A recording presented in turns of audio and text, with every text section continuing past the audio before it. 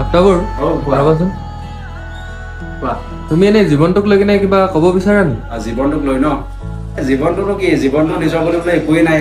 আৰু আনকি আমাৰ জীৱনটো আমাৰ নিজৰ হাতত নাই ঠিক আছে আৰু জীৱনটো এখন চলিত গাড়ীৰ দৰে যাক আমি অকল চলাই থাকিবহে পাৰোঁ আৰু বাকী জন্ম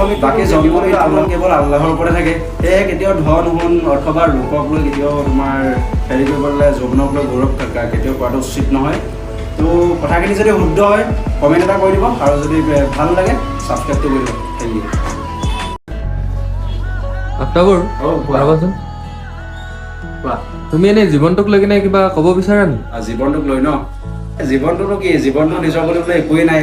আৰু আনকি আমাৰ জীৱনটো আমাৰ নিজৰ হাতত নাই ঠিক আছে আৰু জীৱনটো এখন চলিত গাড়ীৰ দৰে যাক আমি অকল চলাই থাকিবহে পাৰোঁ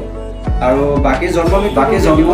কেৱল আল্লাহৰ ওপৰতে থাকে সেয়ে কেতিয়াও ধন সোণ অথবা লোকক লৈ কেতিয়াও তোমাৰ হেৰি কৰিবলৈ যৌৱনক লৈ গৌৰৱ কেতিয়াও কৰাটো উচিত নহয় তো কথাখিনি যদি শুদ্ধ হয় কমেণ্ট এটা কৰি দিব আৰু যদি ভাল লাগে ছাবস্ক্ৰাইবটো কৰি দিব থেংক ইউ